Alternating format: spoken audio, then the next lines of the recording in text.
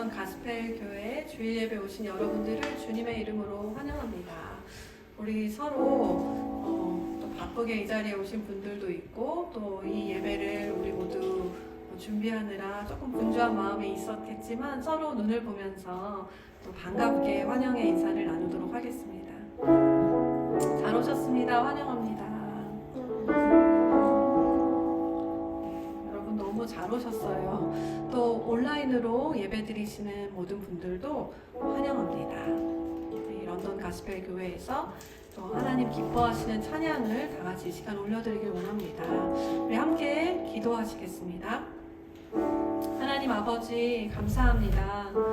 우리에게 또 주님을 만나는 또 주님 안에서 안식하는 주님의 날을 허락하심을 감사드립니다. 성령님 이 시간 임재하여 주셔서 우리의 영혼이 다시 주님 안에 회복되고 또 주님 안에 소망을 발견하는 그런 귀하고 복된 시간이 되도록 주님 일하여 주시옵소서. 자격 없는 우리를 주의 자녀로 삼아주신 주님의 이름을 높여드립니다. 우리가 그 주님 안에 그 사랑받는 자로서의 정체성을 가지고 이 시간 주님을 마음껏 찬양하고 예배하는 시간 되도록 주님 우리를 인도하여 주시옵소서. 감사드리며 예수님 이름으로 기도했습니다. 아멘.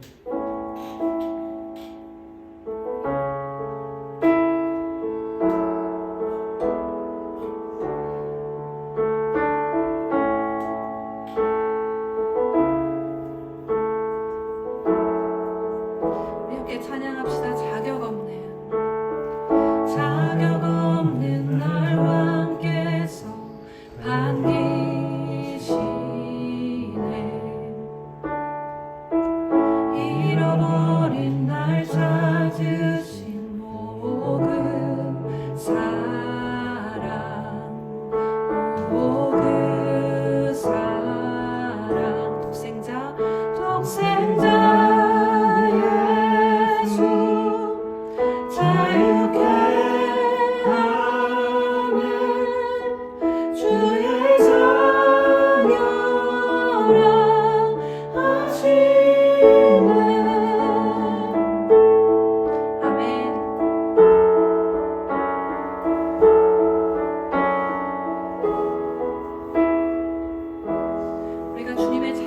정체성을 가지고 다시 한번 고백합시다. 자격 없는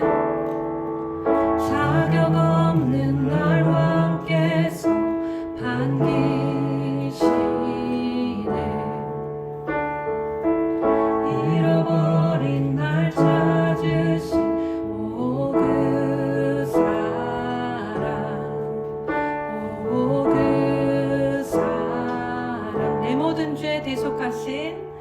내 모든 죄 대속하신 주의 은혜. 나 죄 아래 있을 때 나를 위하여 죽으신 우리 한 번 더 고백합시다. 내 모든 죄 대속하신 주의 죄 아래 있을 때 나를 위하여 죽으신 예수. 독생자 예수 자유케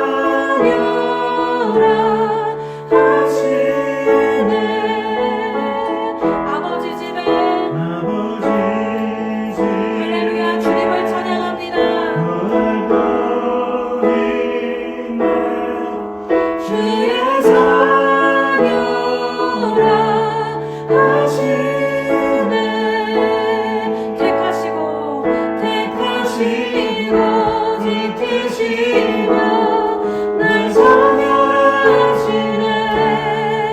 그의 소유 삼으시고 날 선별하시네 택하시고 지키시고 날 선별하시네 그의 소유 삼으시고 날 자녀라시네 날 자녀라시네 날 자녀라시네 독생자 예수 자유케 하네 주의 하시네 아버지 집에 거하고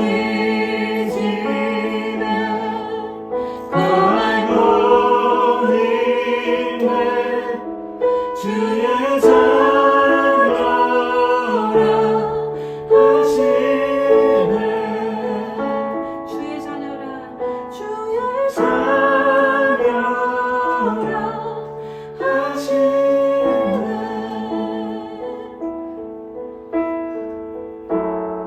아멘. 우리를 자격 없는 우리를 자녀 삼아 주신 주님 그리고 우리를 아름답다 하시는 주님 찬양합니다.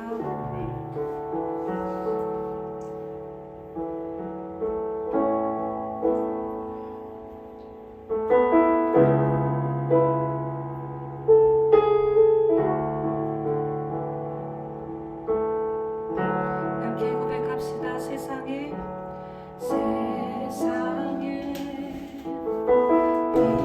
빛으로 오신 주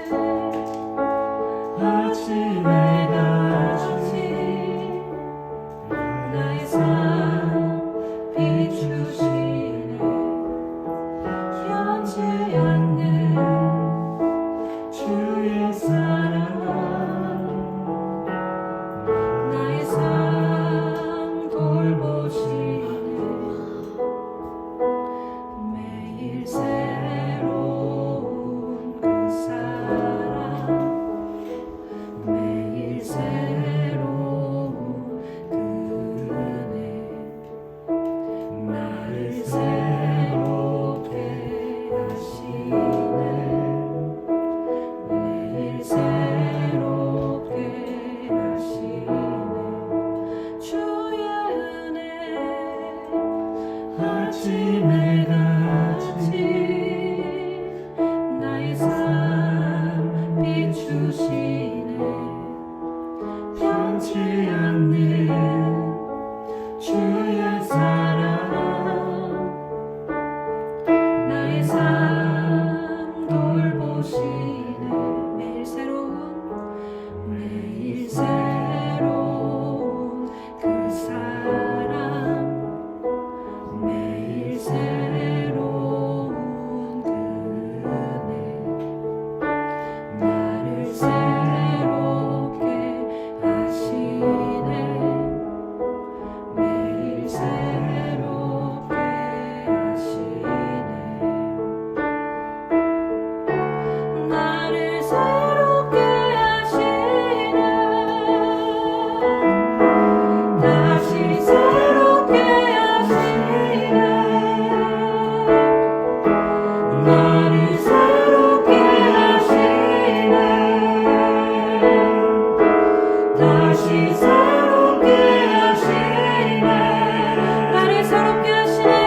나를 새롭게 하시네. 다시 새롭게 하시네. 나를 새롭게 하시네. 다시 새롭게 우리가 믿음으로 고백합시다. 나를 새롭게 하시네. 나를 새롭게 하시네. 다시 새롭게 하시네. 주님 우리를 이 시간 새롭게 해주시옵소서. 나를 새롭게 하시네. 다시 새롭게 하시네. 우리를 새롭게 하십니다. 나를 새롭게 하시네. 다시 새롭게 하시네. 사랑이 새롭게 하시네. 다시 새롭게 하시네. 할렐루야. 이 시간 우리가 함께 기도하기를 원합니다. 우리가 주의 말씀을 들으며 이 자리에 앉아있을 때에 우리가 닫혀져 있는 마음으로 앉아있기를 원하지 않습니다. 단 한마디 주님의 음성을 들을지라도 우리가 우리의 마음을 활짝 열고 또 그 말씀이 뿌리내려 열매 맺을 수 있는 옥토와 같은 마음같이 되기를 원합니다. 아멘. 아멘. 그래서 우리가 이 시간 하나님 우리 마음을 활짝 엽니다. 우리가 결단하는 마음의 기도를 드리면서 하나님 나를 새롭게 하실 수 있는 분은 오직 주님밖에 없습니다. 주님의 사랑만이 주님의 그 말씀의 능력만이 나를 새롭게 하실 수 있습니다. 주님 내가 새로워짐이 필요합니다. 주의 은혜로 내가 새로워짐이 필요한 자임을 고백합니다. 우리가 이 시간 입술을 열어서 우리가 다 같이 기도할 때 나를 새롭게 하여 주시옵소서. 내가 나의 마음을 활짝 열고 주의 말씀을 듣기를 사모합니다. 다 같이 기도하시겠습니다. 하나님 아버지 이 시간 우리가 주님 앞에 우리의 마음을 활짝 열고 주님의 그 말씀 앞으로 다가가서 주의 말씀 앞에 무릎 꿇고 앉아 우리의 마음을 활짝 열고 주의 말씀에 듣기를 사모합니다. 우리의 마음이 딱딱하고 무너져서 주의 말씀이 뿌리 내려지지 못하는 마음이 되지 않기를 원합니다. 우리의 마음이 옥토와 같이 부드러운 마음이 되게 하여 주시옵소서. 하나님 선포되는 말씀 가운데 기름 부어주시고 우리의 영혼을 다시 살리고 새롭게 하는 말씀으로써 주님께서 우리의 귀에 우리의 심령 가운데 들려주시옵소서. 주님을 의지하고 찬양합니다. 하나님 감사드립니다.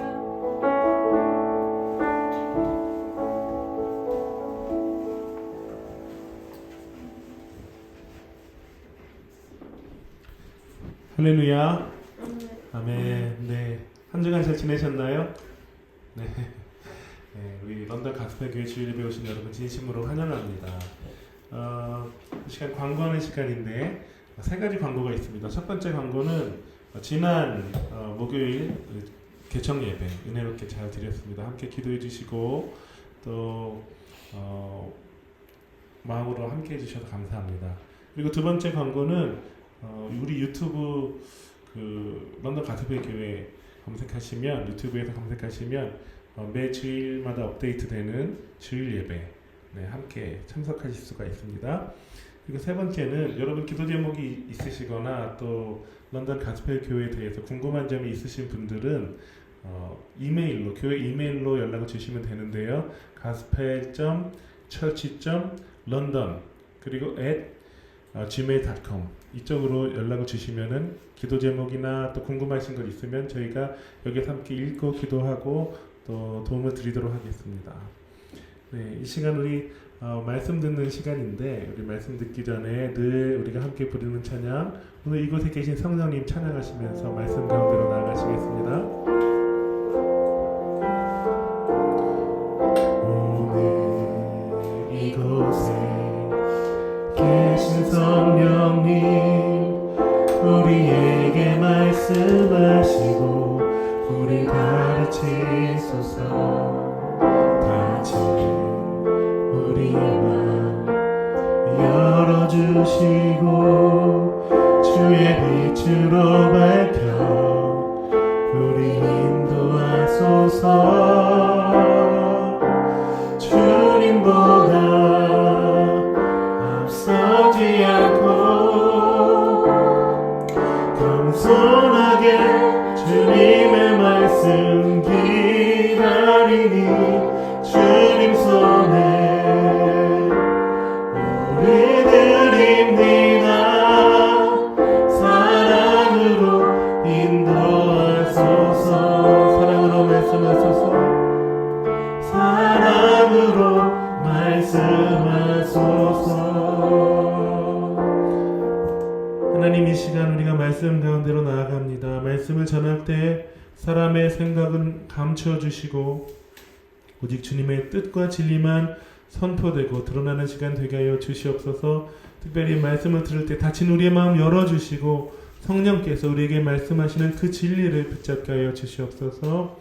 하나님께서 오늘 말씀을 통해서 우리 가운데 함께 하시고 또 말씀하시고 깨닫게 하시고 우리를 새롭게 하실 것을 기대합니다. 감사하며 복되신 그대 주 예수님의 이름으로 기도합니다. 아멘. 네. 오늘 말씀은 그 돌을 내려놓으라 라는 제목으로 전하겠습니다. 요한복음 8장 10절에서 11절 오늘 본문 다 함께 읽어볼까요?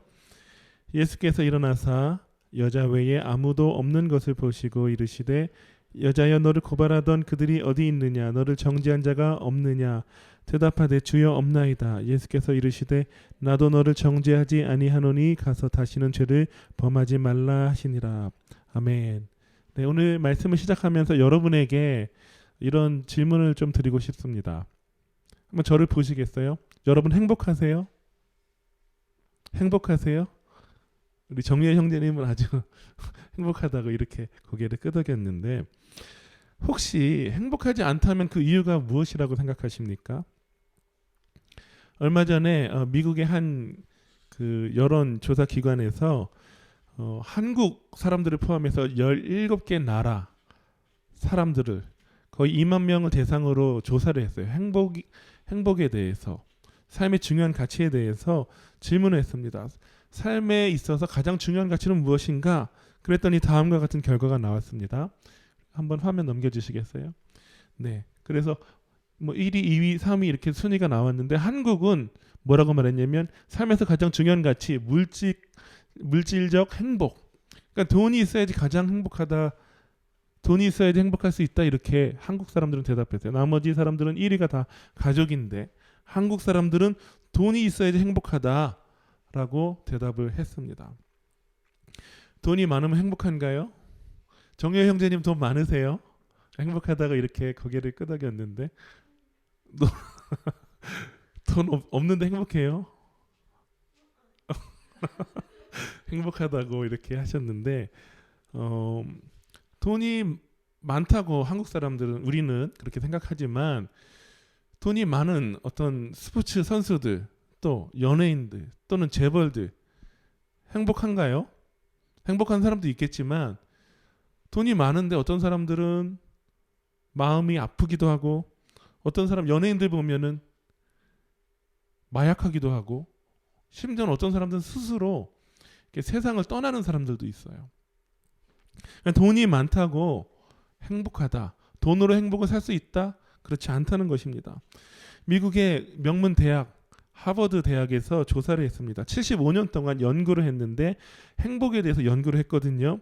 그런데 다양한 인종, 다양한 계층의 724명의 어린이들을 선정을 해서 1938년부터 2013년까지 75년 동안 이 아이들을 인터뷰를 했어요. 2년마다. 지금 어떻게 살고 있는지, 어떤 마음인지 2년마다 인터뷰를 했어요. 그리고 뇌를 또 이렇게 스캔했습니다. 이 아이들이 어떻게 살아가고 있는지, 행복을 느끼고 있는지, 어떤 것이 행복한 삶인지 75년 동안 조사를 했는데, 그리고 나서 2015년에 이 하버드 의대 정신과 교수인 로버트 윌딩어라는 사람이 이 75년의 이 연구 데이터를 바탕으로 해서 결과를 발표했는데, 행복한 사람의 삶의 비결은 무엇이냐? 돈이 많아서 또는 사회에서 성공해서 사람들한테 인정받아서 그래도 행복한 것이 아니라 75년 동안 이 연구 데이터 결과로는 무엇이 나왔냐면, 좋은 대학 또 높은 연봉을 받아서 행복한 것이 아니라, 큰 집에 살아서 행복한 것이 아니라, 내가 갖고 싶은 모든 것을 다 가져서 행복한 것이 아니라, 인간 관계가 잘 세워져 있어야지 행복하다, 이런 연구 결과를 보고를 했습니다. 그러니까 가족, 친구, 공동체, 이 관계가 잘 돼 있을수록 행복도가 높았다라는 거예요. 실제로 인간관계가 좁고 또 혼자 지내는 사람, 외로운 사람은 이 행복도가 떨어질 뿐만 아니라 건강과 수명에도 이 좋지 않은 영향을 주는 것으로 밝혀졌습니다. 그런데 로버트 박사는 뭐라고 말하냐면, 인간관계 중요한데, 행복에 있어서 인간관계 중요한데 이 양보다 질이 중요하다는 거예요. 그러니까 얼마나 많은 사람들을 많이 알고 많은 사람과 인사하고 지내고 많은 사람을 만나는 것보다 정말 신뢰할 수 있는 사람, 나의 있는 모습 그대로를 받아주고 관계할 수 있는 사람, 이런 사람이 있어야 행복한 삶을 누릴 수 있다는 거예요. 이렇게 우리의 행복의 비결이 돈이나 권력에 있는 것이 아니라 좋은 사람, 좋은 공동체하고 관계에 있다면, 내 옆에 있는 지금 우리 친구들, 또 우리 가족들, 우리 교회 공동체 얼마나 중요합니까? 중요할까요? 안 중요할까요? 중요할까요? 안 중요할까요? 중요해요. 너무나 중요해요. 그런데 문제는 우리가 인간관계를 통해서 행복을 느끼는데, 문제는 무엇이냐면 우리의 인간관계가 완전하다, 완벽하다, 아니면 불안정하다. 완전해요? 아니면 불안정해요? 불안정해요. 우리 정다일 자매님, 정유엘 형제님 몬트리올에서 학교 생활 잘 하고 있었어요. 친구들과 잘 지냈어요. 그런데 여기 오면서 어떻게 됐죠? 친구들과 어쩔 수 없이 전화가 오면서 친구들 계속 보지 못하는, 친구들과 화상으로 연락하지만 만날 수 없는 그런 한계가 있잖아요. 또 가정에서 다툼이 일어나기도 하고, 우리 인간관계는 또 어떤 경우는 교회 안에서도 상처를 받을 때가 있어요. 그래서 내가 정말 사랑했던 이 교회 공동체를 떠나는 경우도 많이 있습니다. 이 사람이라는 이 우리의 존재가 인간관계를 통해서 행복을 누리는데, 우리의 인간관계가 이렇게 완전하지 않다면 우리는 어디서 행복을 누릴 수 있을까? 기독교에서 완전한 행복을 누릴 수가 있습니다.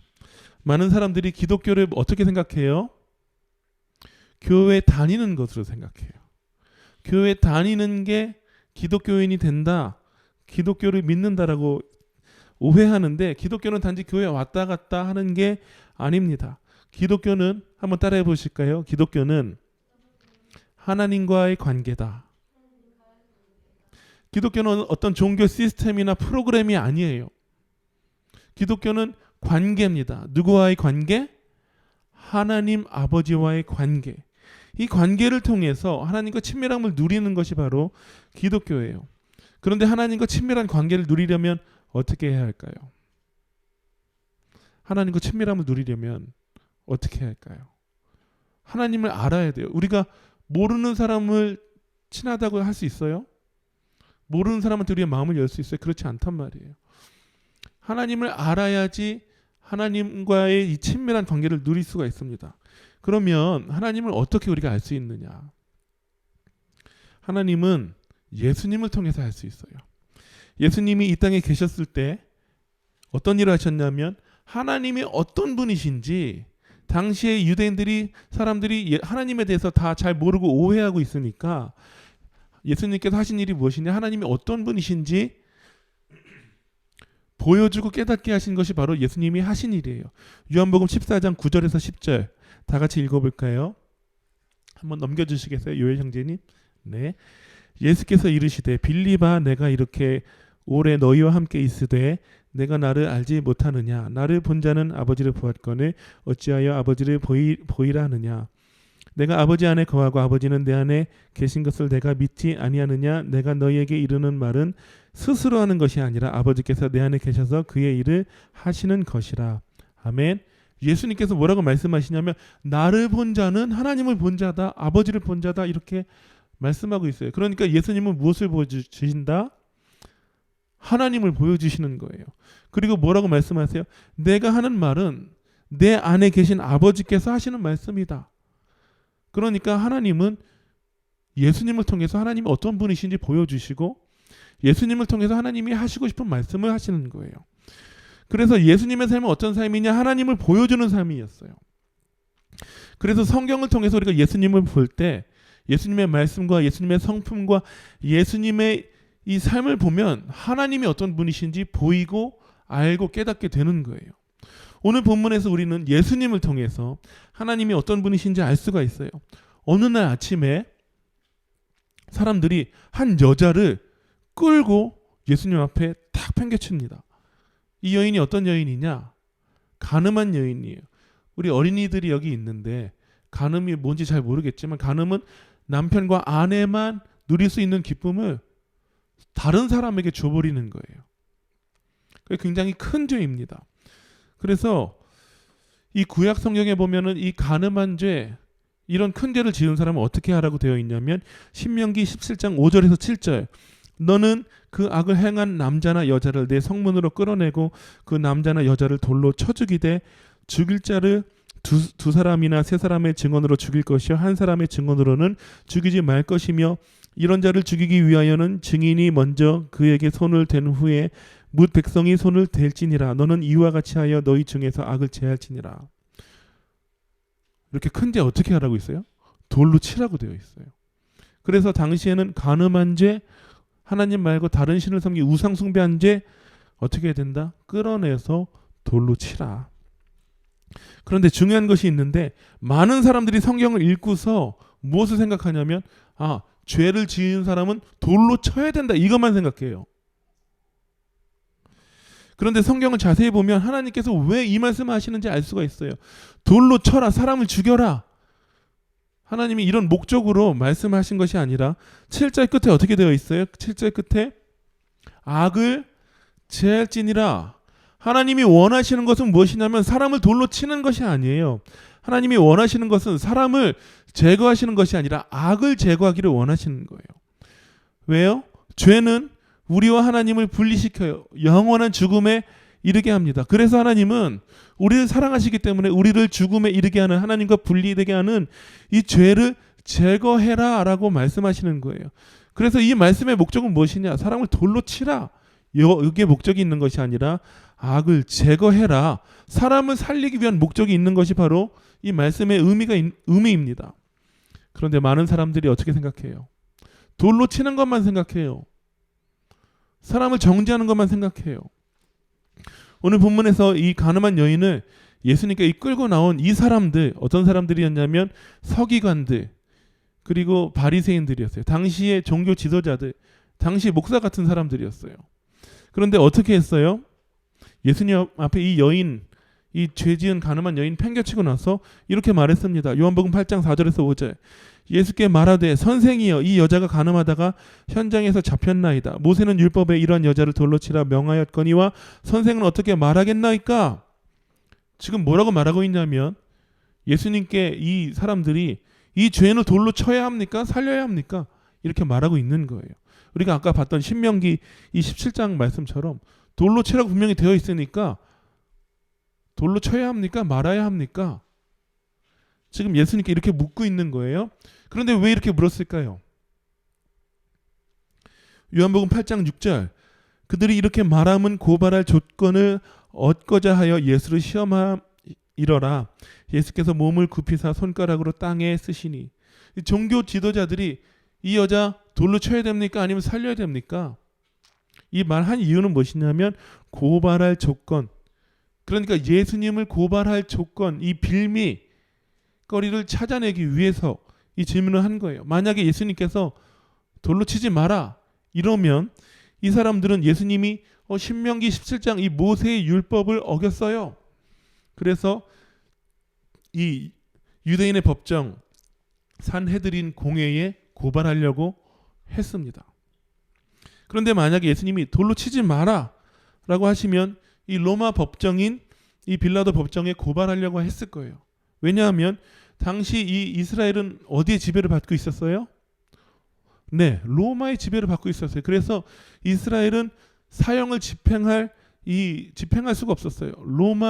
로마가 집행할 수가 있었지 이스라엘은 집행할 수가 없었습니다. 사형을. 그래서 결국은 예수님이 돌로 쳐라, 돌로 치지 마라 해도 어느 쪽을 선택해도 예수님 이 종교 지도자들은 예수님을 고발할 수 있는 이 빌미가 생기는 거예요. 그래서 이 서기관들, 바리새인들이 원하는 게 뭐예요? 하나님 말씀대로 죄를 제거하고 사람을 살리는 것이 아니라 사람을 제거하는 거예요. 여자도 죽이고 예수님도 죽이는 것. 이 서기관들과 바리새인들이 원하는 것이었습니다. 하나님을 인격적으로 알지 못하면 이렇게 신앙생활을 하게 돼요. 안타까운 것은 교회 안에도 이런 일들이 일어나요. 설교 시간에 사람을 살리는 하나님의 말씀을 들으면 어때요? 말씀을 들으면 막 정죄감이 생기나요? 말씀을 들으면 기쁨이 사라지고 힘이 빠지나요? 아니에요.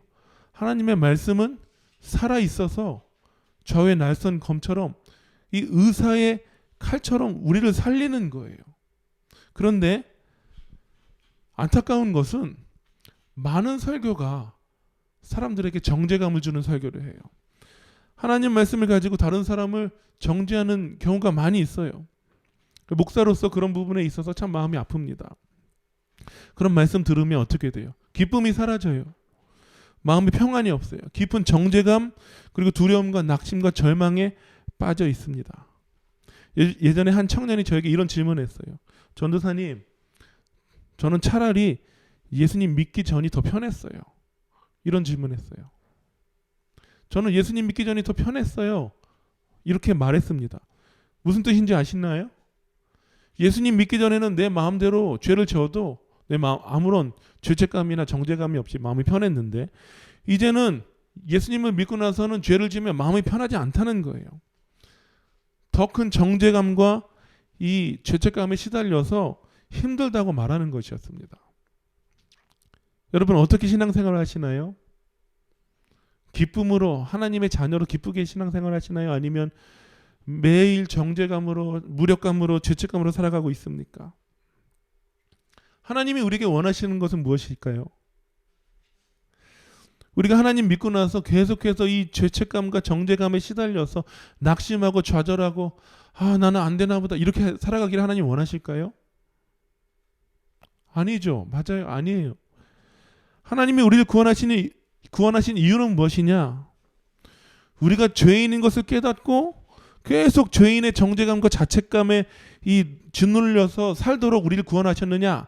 그것이 아니라 성경이 보면 하나님께서 이 구원하신 사람들을 어떻게 여기는지 어떤 존재로 여기는지 볼 수가 있습니다. 이사야 62장 4절에서 5절을 다 함께 읽어볼까요? 다 함께 이사야 62장 4절에서 5절. 다시는 너를 버림받은 자라 부르지 아니하며 다시는 내 땅을 황부지라 부르지 아니하고 오직 너를 헵시바라 하며 내 땅을 뷸라라 하리니 이는 여호와께서 너를 기뻐하실 것이요 내 땅이 결혼한 것처럼 될 것임이라. 마치 청년이 처녀와 결혼함 같이 내 아들들이 너를 취하겠고 신랑이 신부를 기뻐함 같이 내 하나님이 너를 기뻐하시리라. 아멘. 하나님이 구원한 사람, 하나님의 자녀들 우리를 어떻게 여기시나요? 5절에 보니까 여호와께서 너를 기뻐하실 것이며 6절에 보니까 내 하나님이 너를 기뻐하시리라. 이 구원받은 하나님의 자녀들을 향해서 반복해서 나오는 표현이 무엇이냐? 하나님께서 너를 기뻐하신다. 하나님께서 너를 기뻐하신다. 아멘. 하나님께서는 하나님이 구원하신 우리를 어떻게 여기세요? 너는 죄인이니까 정죄감을 가지고 죄인으로서 평생 살아라. 죄를 깨닫고 살아라. 이렇게 말씀하시나요? 아니에요. 내가 너를 기뻐한다. 내가 너를 기뻐한다. 이렇게 말씀하시는 거예요. 한번 가슴에 손 얹고 따라해 보시겠습니다. 하나님은 나를 기뻐하신다. 하나님은 나를 좋아하신다. 아멘. 머리가 아니라 마음으로 받아들일 수 있나요? 제일 먼 거리가 어딘지 아세요? 여기에서 여기예요. 들은 건 많이 있는데 저처럼 모태신앙을 어릴 때부터 많이 알았는데 다 여기에만 머물러 있는 거예요. 내려오지 않는 거예요. 중요한 것은 내 마음이 하나님의 사랑을 받아들이는 게 중요합니다. 하나님이 우리를 구원하신 이유는 우리가 정죄감에 빠져서 낙심하고 두려워하면서 사는 것이 아니라, 그렇게 살도록 우리를 구원하신 것이 아니라 하나님의 기쁨으로 살아가기를 원하세요. 아멘. 제가 어렸을 때 아이들에게 가르친 것이 있어요.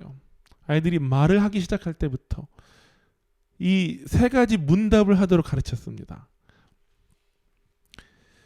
제가 질문을 하면 아이들은 답을 해야 돼요. 무슨 질문이냐? 첫 번째 질문. 아빠 기쁨 어디 있지?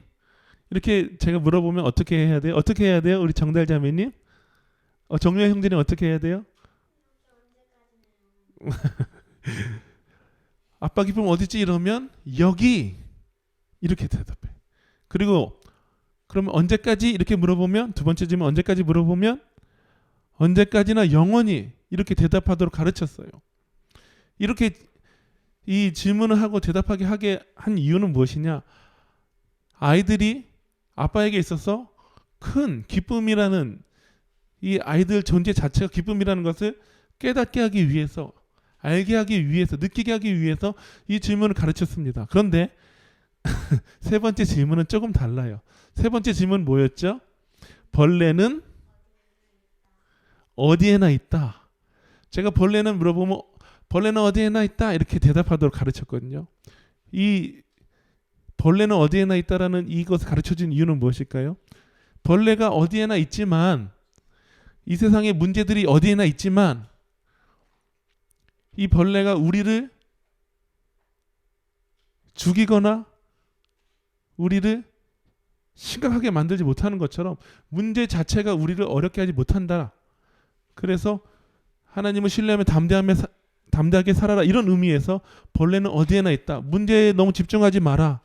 하나님께 집중해라. 이런 의미에서 가르쳤어요. 그래서 지금도 종종 물어보잖아요. 아빠 기쁨 어디 있지? 이렇게 물어보는데, 이제는 우리 정다일 형제님과 우리 정다일 자매님이 좀 컸다고 좀 귀찮아해요. 그렇죠? 이 질문하면 아빠 기쁨 어디 있지? 이러면은 여기 언제까지? 언제나 영원히. 벌레는 어디에나 있다. 이렇게 순서대로 가야 되는데 이제 귀찮으니까 그냥 3단 콤보를 한 번에 대답을 해버려요. 아빠 기쁨 어디 있지? 그러면 그냥 아무나 그냥 기다리지 않고 여기 언제까지나 영원히 벌레는 어디에나 있다. 그냥 기계처럼 쫙 나와버려요. 이런 일이 몇 번 반복되다가 한 번 우리 정달 자매님이 큰 실수를, 이 대답이 있어서 큰 실수를 한 적이 있어요. 모두가 다 웃었어요. 제가 정달 자매님에게 아빠 기쁨 어디 있지? 이렇게 했더니 여기 언제까지나 영원히 벌레는 어디에나 있다. 이렇게 대답을 해야 되는데 벌레는 어디에나 있다. 여기 언제나 영원히. 이렇게 대답을 해버렸어요. 그러니까 순서가 바뀐 거예요. 그럼 이 대답을 들으면 어떻게 돼요? 아빠의 기쁨은 누구다? 아빠의 기쁨은 벌레. 그리고 그 벌레는 여기에서 언제까지나 영원히 아빠와 함께한다. 이렇게 돼버리는 거예요. 이 일이 있고 우리가 다 같이 막 웃었잖아요. 그런데 제가 깨달은 게 있어요. 많은 경우에 나도 하나님의 기쁨이 아니라 언제까지나 영원히 하나님의 기쁨이 아니라 나조차를 어쩔 때 나는 벌레처럼 느끼고 있지 않은가 이렇게 느낀 적이 있어요. 여러분 그런 경우 있지 않습니까? 스스로 벌레처럼 느껴질 때, 스스로가 혐오스럽게 느껴질 때 있지 않습니까? 많은 경우에 예수님 믿는 사람들은 어떨 때 이런 감정을 느끼냐면 내가 하나님을 믿는다고 하면서도 죄를 지었을 때 스스로를 이 혐오스러운 벌레처럼 느낄 때가 많이 있습니다. 나는 그래, 나는 죄인이다, 나는 안 되나 보다, 이렇게 똑같은 죄를 반복해서 지으니까 더 이상 하나님은 나를 용서하시거나 나를 기뻐하시지 못하실 것이다, 하나님도 나를 포기하실 것이다 라고 이렇게 잘못 생각하는 경우가 많이 있어요. 오늘 본문에서 나온 이 가늠한 여인도 얼마나 스스로를 그렇게 벌레처럼 혐오스러운 존재로 여겼을까요? 사람들이 이 죄인아 넌 죽어야 돼 손가락질하고 비난하고 정죄하는데 나는 괜찮아 이렇게 느낄 수 있을까요? 아마 스스로를 벌레처럼 혐오스러운 존재로 여겼을 거예요. 그런데 예수님은 이 여인을 어떻게 대하시나요? 모든 사람들이 다 돌로 쳐야 한다는 이 여인을, 손가락질하는 이 여인에게 예수님은 이렇게 말씀하시는데, 먼저 이 여인에게 손가락질하는 사람들, 이 여인을 돌로 쳐야 한다는 사람들에게 예수님께서 이렇게 말씀하십니다. 요한복음 8장 7절에 그들이 묻기를 마지 아니하는지라 이에 일어나 이르시되 너희 중에 죄 없는 자가 먼저 돌로 치라 하시고. 죄 있는 사람 있나요, 없나요? 죄 없는 사람 없어요. 모두가 다 죄를 지었어요. 그래서 예수님의 이 말씀, 너희 중에 죄가 없는 사람이 돌로 치라, 이 말씀을 듣고 양심의 가책을 느껴서 모든 사람 다 돌아갔어요. 결국 그 자리에 여인과 예수님만 남았는데 예수님께서 여인에게 뭐라고 말씀하시는지 아세요? 이 벌레 같은 사람아, 죄지지 마라, 이렇게 말씀하신 것이 아니라 요한복음 8장 10절에서 11절, 예수께서 일어나사 여자 외에 아무도 없는 것을 보시고 이르시되 여자여 너를 고발하던 그들이 어디 있느냐, 너를 정죄한 자가 없느냐? 대답하여 주여 없나이다. 예수께서 이르시되 나도 너를 정죄하지 아니하노니 가서 다시는 죄를 범하지 말라 하시니라. 예수님께서 말씀하세요. 여인에게 너를 정죄하는 사람이 있느냐? 없다. 나도 너를 정죄하지 않는다. 예수님은 그 여인을 정죄하거나 비난하지 않으셨어요. 다만 이렇게 말씀하셨습니다. 다시는 죄를 범하지 말라. 무슨 의미예요? 이제는 죄인의 정체성을 가지고 살라는 것이 아니에요. 악을 제하라는 거예요. 다시 말하면 용서받은 자로서 하나님의 자녀의 정체성을 가지고 살아라, 죄를 멀리하는 삶을 살아라 하는 의미에서 다시는 죄를 짓지 말라라고 말씀하신 것입니다. 하나님은 어떤 분이세요? 하나님은 우리를 정죄하지 않으십니다. 로마서 8장 1절에서 2절, 그러므로 이제 그리스도 예수 안에 있는 자에게는 결코 정죄함이 없나니 이는 그리스도 예수 안에 있는 생명의 성령의 법이 죄와 사망의 법에서 너를 해방하였습니다. 아멘. 이것은 법정에서 판결을 내릴 때 쓰는 말이에요. 하나님의 법정에서 예수님 안에 있는 사람, 구원받은 사람은 더 이상 정죄함이 없다라고 말하고 있는 거예요. 판결하고 있는 거예요. 선언하고 있는 거예요. 그런데 정죄함이 무엇이죠? 정죄함은 어떤 감정이 아니에요. 죄책감을 느끼고 무거움을 느끼고 두려움을 느끼는 게 정죄함이 아니라, 정죄함을 이 헬라어로 뭐라고 말하냐면 카타크리마 이렇게 말하는데, 이것은 판결이에요. 판결. 법정 용어인데 판사가 어떤 사람에게 이 사람은 죄가 없다, 이 사람은 더 이상 죄가 없다라고 판결할 때 쓰는 말이 뭐예요? 카타크리마, 정죄함이 없다. 그래서 정죄함이 없다는 것은 단지 죄책감이 없다, 이 불편한 감정이 없는 것을 의미하는 것이 아니라 신분적으로 더 이상 죄인의 신분이 아니라 죄가 없는 하나님의 자녀의 신분이 된다는 거예요. 죄를 용서받은 하나님의 자녀의 신분이 된다는 것을 의미합니다. 많은 사람들이 성경을 안다고 목사라고, 성경 공부한다고, 묵상한다고, 금식한다고, 다른 사람은 어떻게 해요? 카타크리마 정죄해요. 죄인이야 이렇게 말해요. 다른 사람을 향해서 뭐를 던져요? 돌을 던져요. 그런데 더 안타까운 것이 있어요. 다른 사람을 향해 돌을 던지는 것도 안타깝지만 더 안타까운 것은 자기 자신에게도 돌을 던지는 거예요. 하나님을 믿는다고 하면서 여전히 이 카타크리마, 이 정죄함 아래서 죄인의 신분으로, 죄인의 정체성으로 스스로를 벌레처럼 혐오하면서 살아가고 있는 그리스도인이 많아요. 그러나 예수님은 말씀하십니다. 나는 너를 용서한다. 나는 너를 정죄하지 않는다. 예수님께서 이렇게 말씀하십니다. 가늠한 여인을 돌로 칠 수 있는 사람 아무도 없어요. 한 사람 있어요. 누구예요? 죄가 없는 예수님. 그런데 그 예수님도 그 죄 지은 가늠한 여인을 돌로 치지 않으셨어요. 오히려 여인을 용서하시고 하나님의 딸로서 살아가도록 말씀하셨습니다. 그러므로 우리는 무엇을 해야 하느냐? 그 돌을 내려놓아야 해요. 그 돌이 무엇이죠? 다른 사람을 향해서 던지는 돌, 다른 사람을 정죄하고 심판하는 돌이에요. 그런데 다른 사람을 향해서 그 돌을 던지는 그 돌을 내려놓는 것뿐만 아니라 우리는 어떤 돌을 내려놓아야 하느냐? 나 자신을 향해서, 스스로를 향해서 이 던지는 이 정죄의 돌, 이 심판의 돌을 내려놓아야 합니다. 하나님도 그렇게 하지 않으셨는데 우리에게 그렇게 할 권리가 없어요. 성경에 수많은 죄가 나오는 이유가 무엇인지 아십니까? 성경은 자기 자신을 죄인으로 여기도록, 죄책감과 정죄감에 짓눌려 살도록 죄에 대해서 얘기하는 것이 아니에요. 그런 책이 아닙니다. 제가 아이들 키우면서 정말 마음이 아플 때가 있었어요.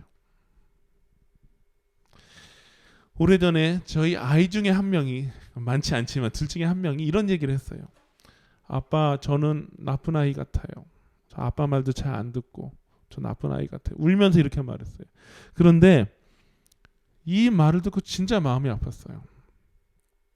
왜냐하면 그 아이는 누구예요? 죄인이 아니라 제 아이예요. 제 아이예요. 아무리 큰 죄를 지어도 여전히 제 아이인 거예요. 그런데 나는 아빠 딸이에요, 아빠 아들이에요가 아니라 나는 나쁜 놈이에요, 나쁜 아이예요. 이렇게 말하니까 너무 마음이 아팠어요. 어떤 부모가 아이들이 나는 나쁜 아이예요 이렇게 말할 때, 그래 너 참 맞는 말 했다, 알긴 아는구나, 이렇게 말하는 부모가 어디 있어요? 아무리 실수하고 잘못해도 너는 여전히 내 딸이고 내 아들이야. 부모가 이렇게 말하지 않습니까? 자녀들이요, 나는 나쁜 아이야 이렇게 말하면 부모 가슴은 미어지는 거예요. 하나님 마음도 똑같아요. 하나님 아버지이시기 때문에 우리가 성경을 읽으면서 나는 죄인이야, 나는 안 돼, 나는 벌레 같은 사람이야, 이렇게 정죄감과 죄책감에 빠져 있으면 하나님 기뻐하실까요? 하나님 마음이 미어지는 거예요. 하나님 마음 너무 아픈 거예요. 하나님은 우리가 하나님의 자녀로서 기쁨의 존재로서 살아가기를 원하십니다. 그런데 많은 사람들이 성경을 읽으면서, 설교를 들으면서 스스로를 죄인으로 몰아가요. 다시 말하면 스스로를 향해서 돌을 던지는 거예요. 피투성이가 되도록, 쓰러지도록 자기 자신을 향해서 정죄함의 이 돌을 던집니다. 그래서 하나님 만났는데 여전히 정죄함과 두려움으로, 낙심으로 살아가요. 그런데 성경은 어떤 책이냐? 하나님의 사랑을 깨닫게 하는 책이에요. 내가 죄인인 것을 깨닫게 할 뿐만 아니라 하나님이 이 죄인을 얼마나 사랑하시는지를 깨닫게 하는 책이에요. 그래서 이 정죄감으로 짓눌려 살아가게 하는 책이 아니라 죄를 짓지 않게 하는, 하나님의 기쁨으로 살아가게 하는 책이 바로 성경이에요. 그래서요, 하나님 만나면 어떤 인생의 변화가 있어요? 돈이 없어도 우리 정유혜 형제님이 행복하다고 말한 것처럼 행복이 있어요. 기쁨이 있어요. 왜요? 이 인간관계라는 불안정한 이 관계를 통해서 얻는 행복이 아니라 영원하시고 영원히 변하지 않으시고 영원히 우리를 사랑하시고 인자하시고 우리를 날마다 새롭게 하시는 그 하나님과 관계하는 이 하나님과의 관계이기 때문에 참된 행복과 기쁨은 기쁨을 누릴 수가 있는 것입니다. 그래서 기독교는 하나님과의 관계예요. 하나님과의 관계.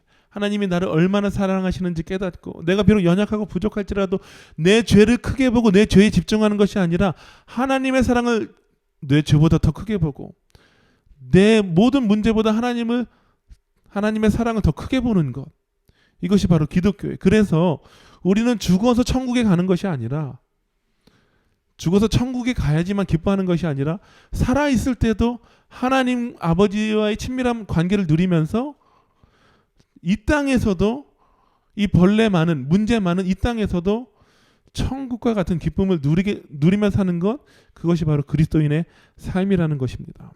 하나님은 우리를 정죄하지 않으세요. 얼마 전에 저희 아이들이 저에게 이렇게 말했어요. 아빠, 왜 자꾸 저를 향해서 노래를 부르세요? 이렇게 말한 적이 있거든요. 제가 아이들 부를 때 노래 불러요. 예전에 연애할 때 우리 만호 목사님을 향해서도 제가 그냥 만호 이렇게 부르지 않고 노래를 불렀거든요. 불러볼까요? 만호 목사님이 부르지 말라고 그렇게 하는데, 어떤 노래 불렀냐면 정말 사랑하기 때문에 예쁜 만호 예쁜 만호 예쁜 만호 이렇게 불렀어요. 노래를 불렀단 말이에요. 사랑하면 그 대상을 향해서 노래 부르게 돼 있어요. 하나님도 우리를 사랑하시기 때문에 어떻게 하세요? 노래를 부르세요. 스바냐 3장 17절 다 같이 읽어볼까요? 너희 하나님 여호와가 너희 가운데 계시니 그는 구원을 베푸실 전능자시라. 그가 너로 말미암아 기쁨을 이기지 못하시며 너를 잠잠히 사랑하시며 너로 말미암아 즐거이 부르며 기뻐하시리라 하리라. 아멘. 하나님이 우리를 향해서 어떻게 부르신다? 즐거이 부르신다. 기쁨을 이기지 못하고 기쁨의 노래를 우리 정다일 자매님을 향해서, 우리 이슬 자매님을 향해서, 정유할 형제님을 향해서, 또 만호 목사님을 향해서, 저를 향해서, 그리고 영상을 보고 있는 바로 여러분을 향해서 기쁨의 노래를 부르시고 계신 것입니다. 그러므로 우리는 나 자신을 향해서 이 돌을 던지는 이 손을 내려놔야 돼요. 그 돌을 내려놔야 돼요. 나를 정죄하는 그 돌을 내려놓고 하나님의 사랑을 붙잡아야 합니다. 아멘. 더 이상 죄인의 정체성이 아니라 하나님의 기쁨으로 하나님의 자녀로 살아가는 런던 가스펠교회 모든 우리 성도님들 되시기를 주님의 이름으로 축원합니다. 아멘. 다 같이 우리 찬양하시고 기도하실까요?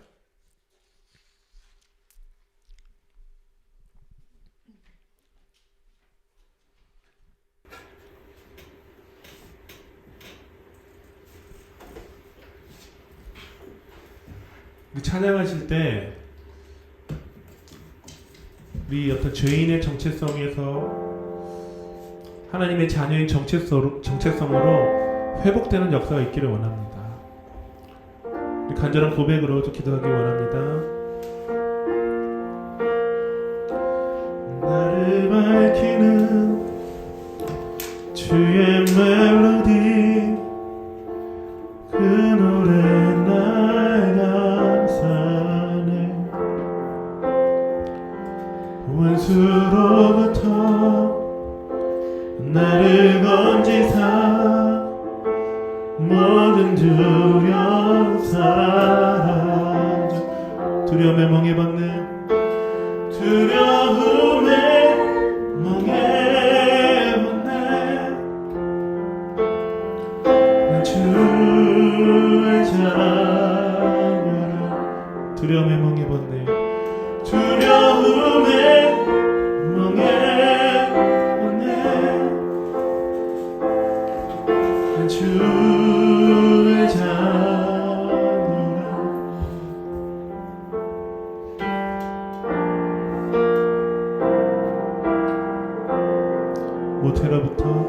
모태로부터 나를 택하여 내 이름을 부르네 주의 자녀로 다시 태어나 예수 보혈 흐르네 두려움에 멍해봤네 두려움에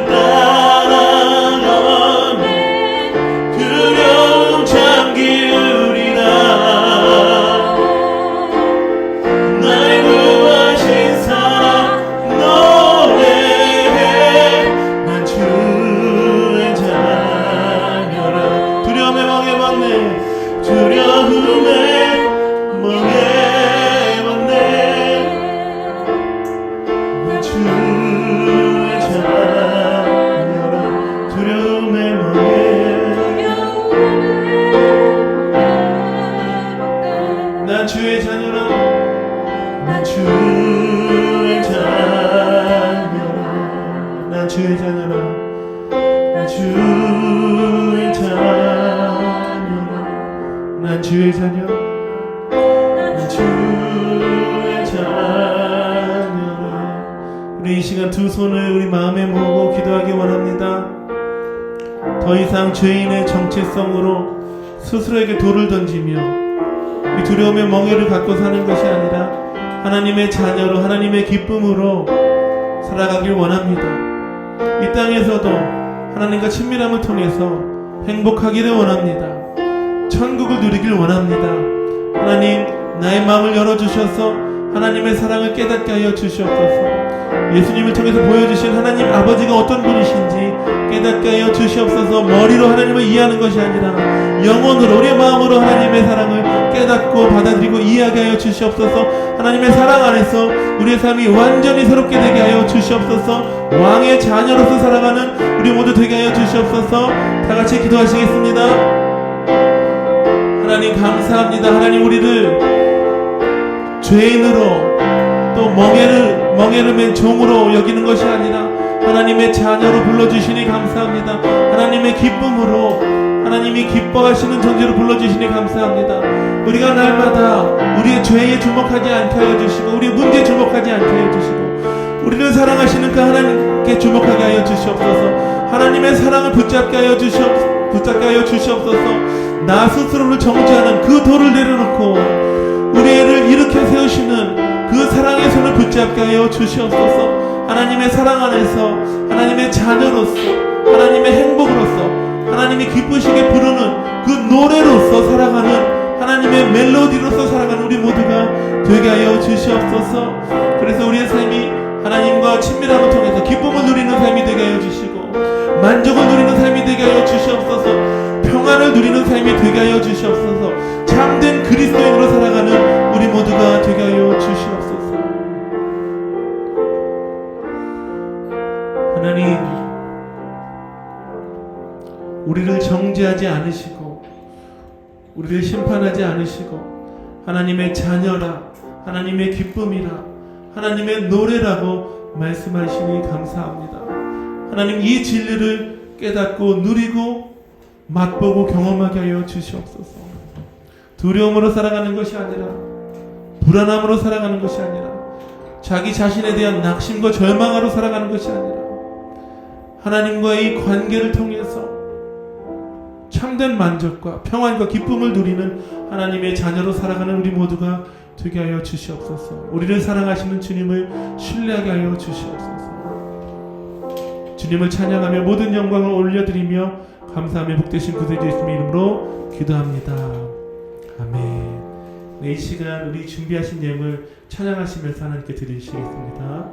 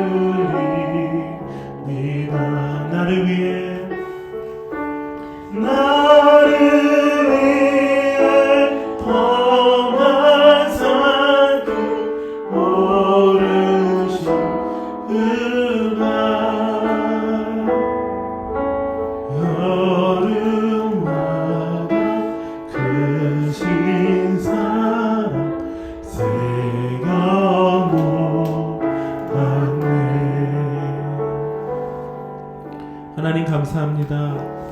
하나님, 우리에게 모든 것을 주셨습니다. 새로운 정체성을 주셨습니다. 새로운 기쁨을 주셨습니다. 참된 만족을 주셨습니다. 일할 수 있는 기회를 주셨습니다. 일할 수 있는 힘을 주셨습니다. 일할 수 있는 여건을 만들어 주셨습니다. 우리에게 모든 것을 주셨습니다. 하나님께서 우리에게 주신 이 모든 것을 작지만 감사함으로, 기쁨으로, 자원함으로, 즐거움으로 주님께 이 예물을 올려드립니다. 이 예물을 통하여서 하나님을 사랑하는 우리의 사랑이 확인되게 하여 주시고 이 예물을 통하여서 하나님 나라가 이 런던 땅 가운데 임하는 역사를 보게 하여 주시옵소서. 이 예물을 통하여서 주님의 몸된 교회가 아름답게 세워지게 하여 주시고 이 예물을 통하여서 하나님을 알지 못하는 아직도 하나님을 떠나 있는 또 하나님을 오해하고 있는 사람들에게 생명의 통로, 복음의 통로로 쓰여지게 하여 주시옵소서. 감사하며 모든 영광을 주님께 올려드리며 복되신 그 주 예수님의 이름으로 기도합니다. 아멘. 지금은 우리 주 예수 그리스도의 한량없는 은혜와 우리를 자녀 삼으시고 새로운 정체성을 주시고 만족을 주시고 우리의 기쁨이 되시는 하나님 아버지의 변함없는 사랑과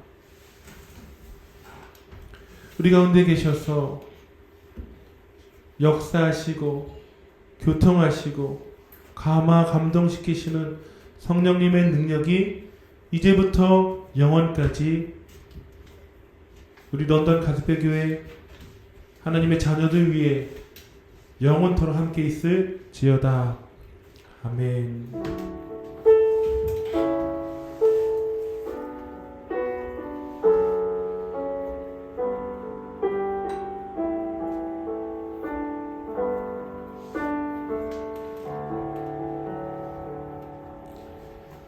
아멘. 네, 예배를 마쳤습니다. 우리 하나님께 모든 영광과 감사를 올려드리십시다. 할렐루야.